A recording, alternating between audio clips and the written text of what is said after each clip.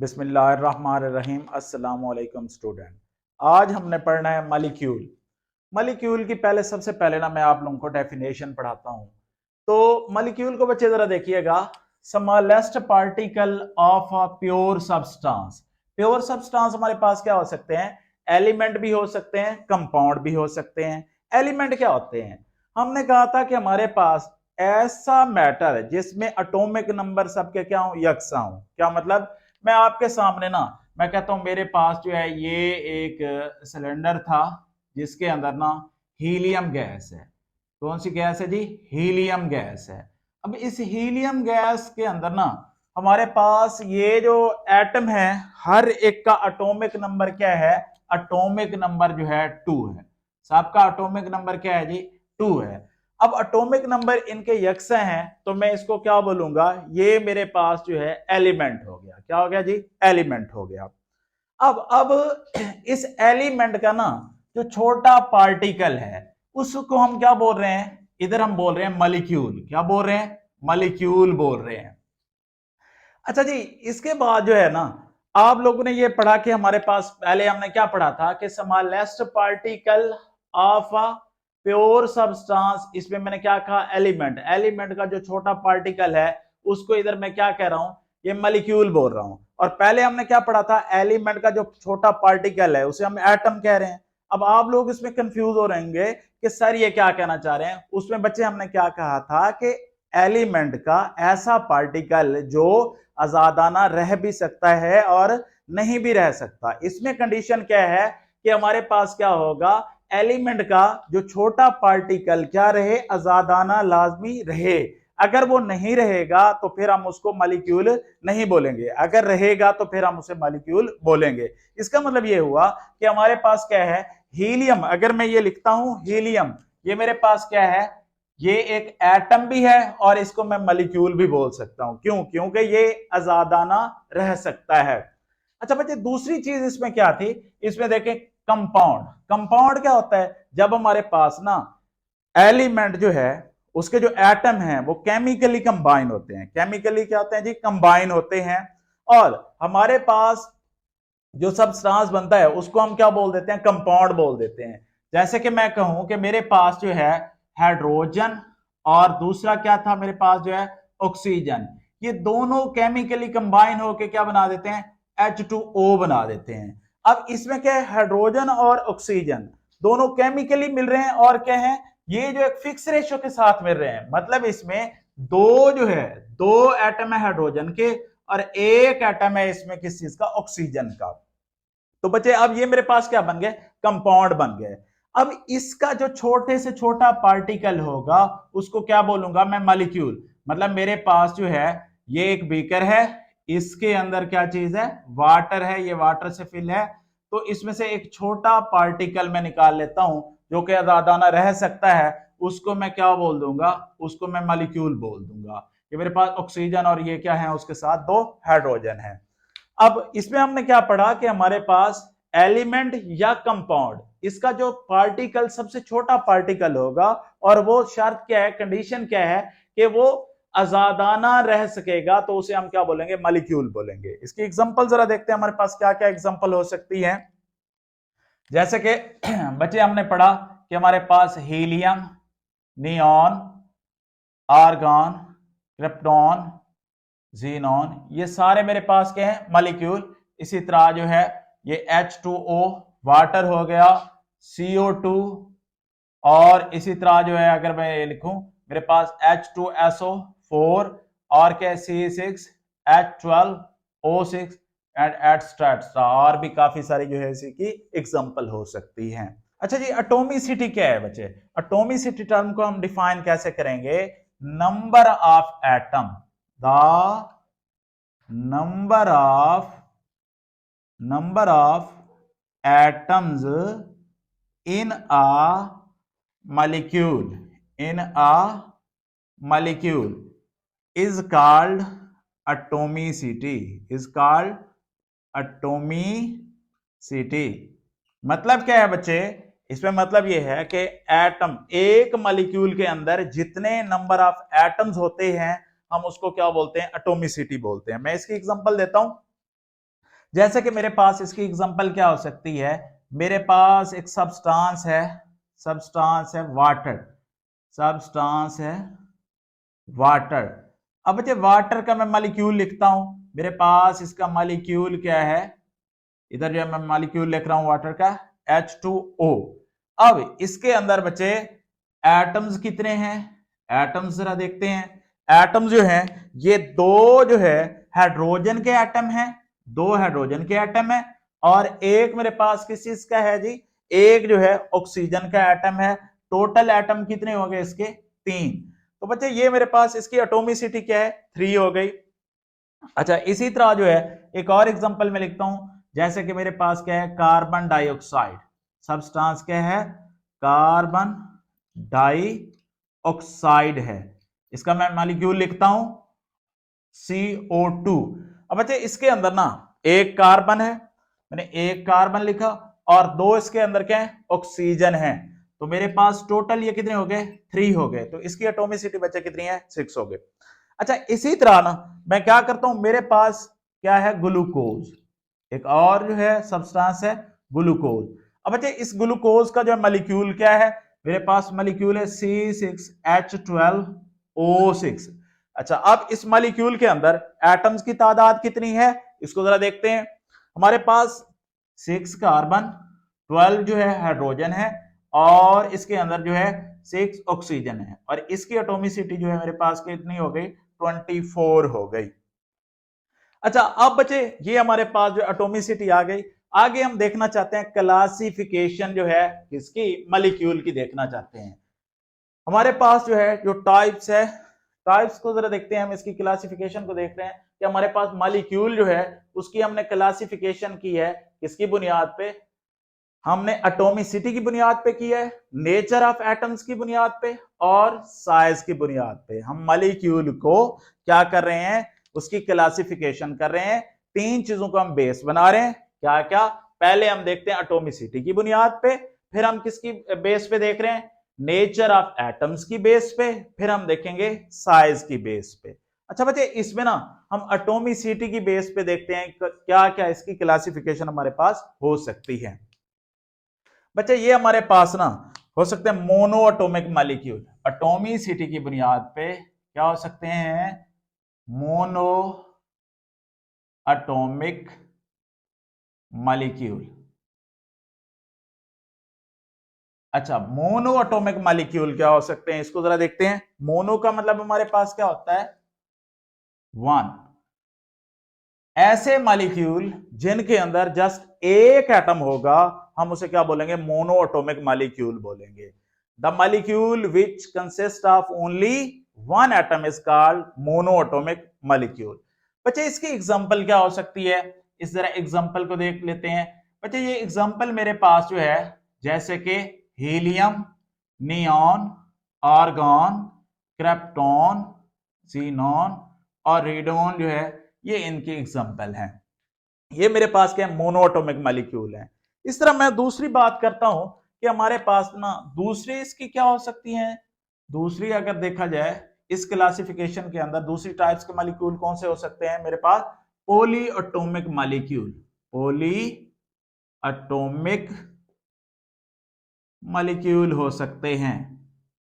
अच्छा जी पॉली का बच्चे मतलब क्या है, पॉली का मतलब होता है मैनी, पॉली का मतलब होता है मैनी, ऐसे मॉलिक्यूल जिसके अंदर दो या दो से ज्यादा एटम्स होंगे उसे हम क्या बोलेंगे, पॉली एटॉमिक मॉलिक्यूल बोलेंगे। अच्छा बच्चे इसकी एग्जांपल क्या हो सकती है, जैसे कि मैं इसकी एग्जांपल लिख रहा हूं, मेरे पास हो सकती है ये H2O। अब इसमें क्या है, 3 एटम्स हैं, इसलिए मैं इसे क्या बोलूंगा, पॉली एटॉमिक मॉलिक्यूल बोलूंगा। और मेरे पास दूसरा क्या हो सकता है, अगर मैं कहूं H2, इसमें 2 एटम है, मतलब 2 या 2 से ज्यादा एटम्स का हमने कहा था, तो ये भी पॉली एटॉमिक मॉलिक्यूल हो गया। इसी तरह जो है मैं दूसरा इसका क्या कह सकता हूं, मेरे पास जो है S8 हो सकता है, और क्या हो सकता है मेरे पास P4 हो सकता है। इसी तरह अगर मैं दूसरा बात करूं तो मेरे पास दूसरी क्या हो सकती है, H2SO4 हो सकती है इसकी एग्जांपल। और मेरे पास इसकी एग्जांपल जो है और क्या हो सकती है, अगर मैं ये लिखूं C6H12 O6 हो सकती है, और भी बेटा इसी तरह जो है काफी सारी एग्जांपल हो सकती हैं एटसेट्रा। तो इसके बाद जो है फिर हम देखते हैं कि हमारे पास नेचर की बुनियाद पे, on the basis of nature, nature की बेस पे अगर हम देखते हैं तो हमारे पास क्या हो सकती है क्लासिफिकेशन। मैं थोड़ा सा जो है इस नेचर को जो है इस साइड पे लिख देता हूं।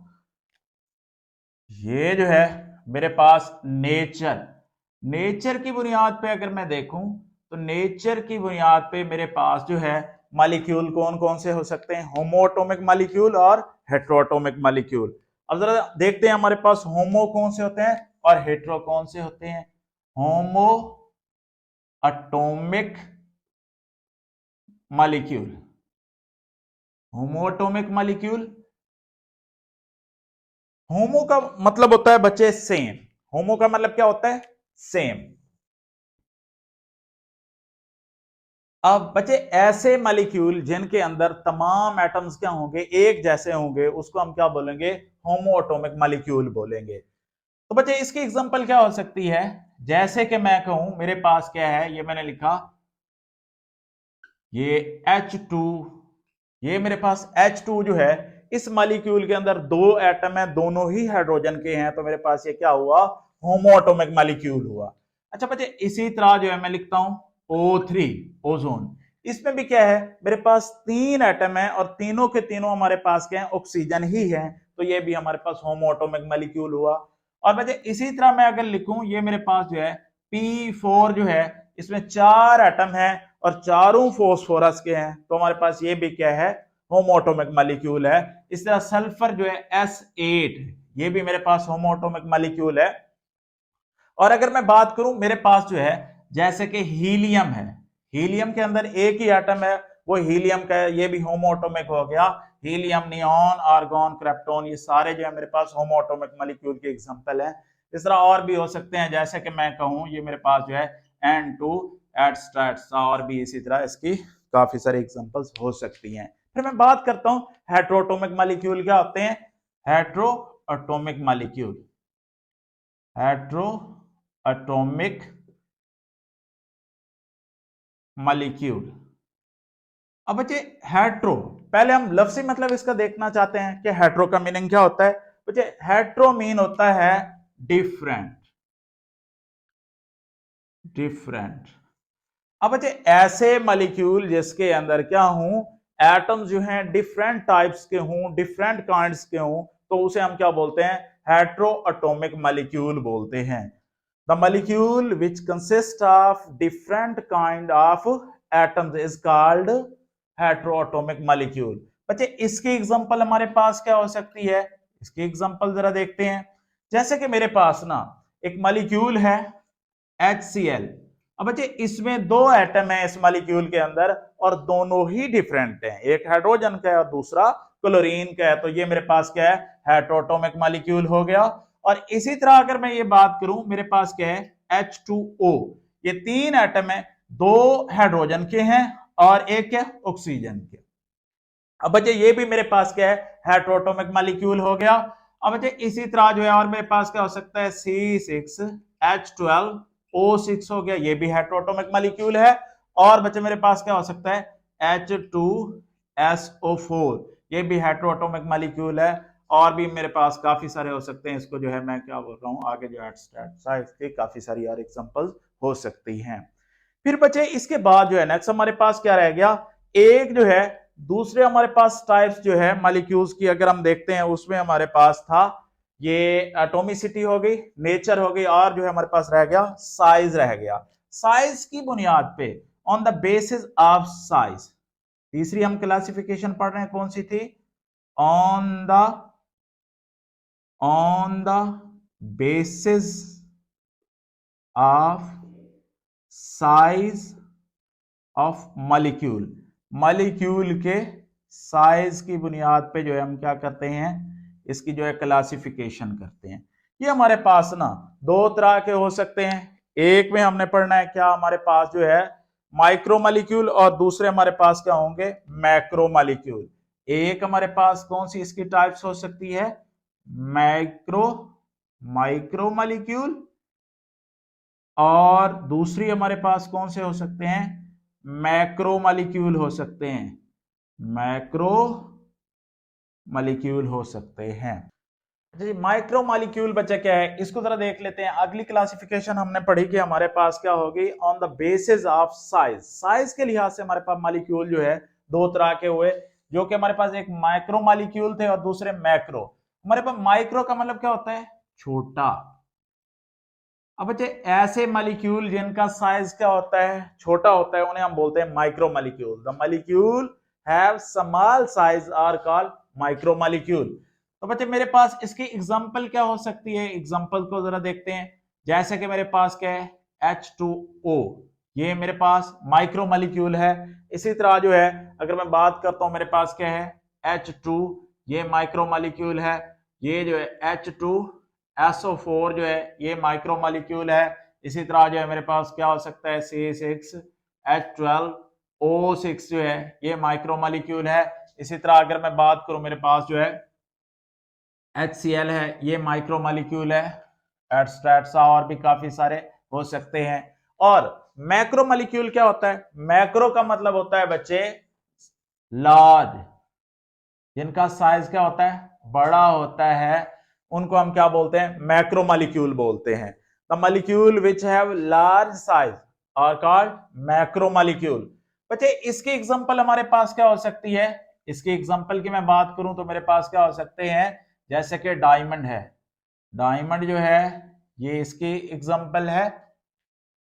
और बच्चे मेरे पास क्या हो सकता है, सैंड हो सकता है। और बच्चे मेरे पास इसकी एग्जांपल क्या हो सकती है, जैसे कि पॉलीमर है, वो हो सकते हैं। और जो हमारे पास क्या हो सकता है, ग्रेफाइट एग्जांपल इसकी हो सकती है, ग्रेफाइट।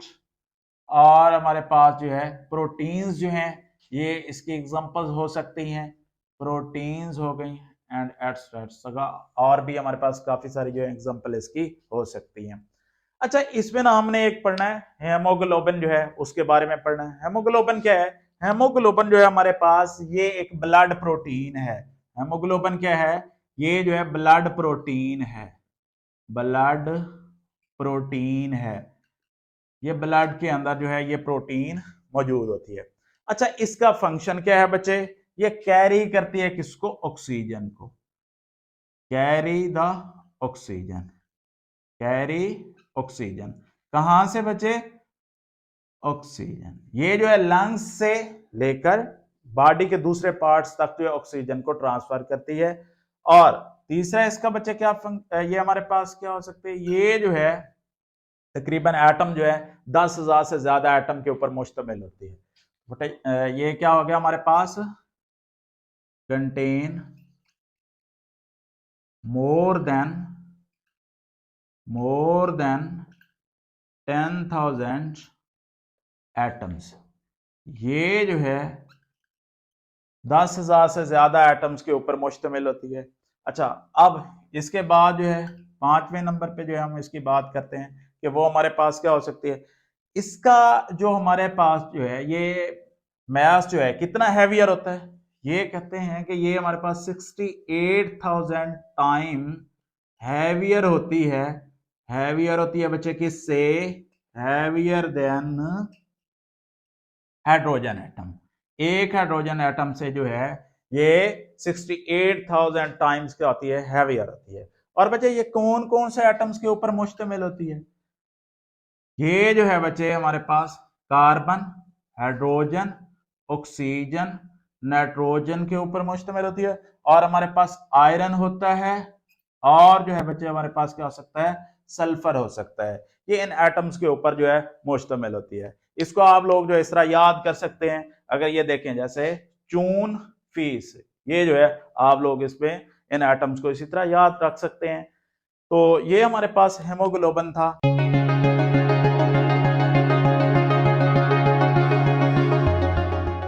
आज जो है हमने क्या पढ़ा है, इसको थोड़ा सा जो है मैं इसकी समरी आपको बता देता हूं कि हमारे पास जो है मॉलिक्यूल क्या होता है। मॉलिक्यूल की हमने डेफिनेशन पढ़ी कि smallest particle of a pure substance. Pure substance हमारे पास क्या हो सकते हैं, एलिमेंट भी हो सकते हैं और कंपाउंड भी हो सकते हैं।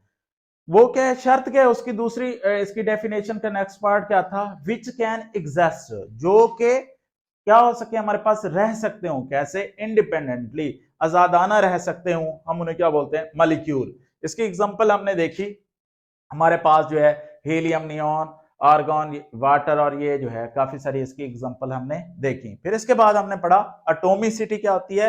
एटॉमिसिटी क्या था बेटा, एक मॉलिक्यूल के अंदर जितने नंबर ऑफ एटम्स होते हैं वो क्या होती है जी, एटॉमिसिटी होती है। फिर इसके बाद जो है हमने मुख्तलिफ मॉलिक्यूल्स की जो एटॉमिसिटी देखी। फिर बच्चे इसके बाद जो है हमने मॉलिक्यूल्स को क्या किया, इसकी क्लासिफिकेशन की, द बेसिस ऑफ, किस चीज की बेस पे था बच्चे, एटॉमिसिटी की बेस पे था, और जो हमारे पास नेचर की बेस पे था, और जो है तीसरा हमने किसकी बुनियाद पे पढ़ा, हमारे पास साइज की बेस पे था। तो बच्चे हमारे पास एटॉमिसिटी की बेस पे हमने देखा, जैसे कि हमारे पास मोनोएटॉमिक मॉलिक्यूल, ऐसे मॉलिक्यूल जो जस्ट क्या होते हैं, एक एटम के ऊपर मुश्तमिल होते हैं। पॉलीएटॉमिक मॉलिक्यूल, दो या दो से ज्यादा एटम्स के ऊपर मुश्तमिल होते हैं। फिर हमने नेचर की बुनियाद पे देखा, दो हमारे पास जो है इसके मतलब के टाइप्स थी, एक होमोएटॉमिक मॉलिक्यूल और दूसरा हेटेरोएटॉमिक मॉलिक्यूल। अब अच्छा इसके बाद हमने फिर क्या पढ़ा, हमने माइक्रो मॉलिक्यूल पढ़े, और जो हमने किसको पढ़ा, मैक्रो मॉलिक्यूल पढ़ा। माइक्रो का मतलब क्या था, हमारे पास माल था, जो मॉलिक्यूल हमारे पास क्या होते हैं, छोटे होते हैं, और मैक्रो हमारे पास क्या होते हैं, जो बड़े मॉलिक्यूल होते हैं। तो इसके बाद जो हमने हीमोग्लोबिन पढ़ा, और उसके जो है किस किस चीज से ये बना होता है और क्या इसका फंक्शन है वो हमने पढ़ा। आज का लेक्चर जो हमारा इधर खत्म होता है। ओके, अल्लाह हाफिज।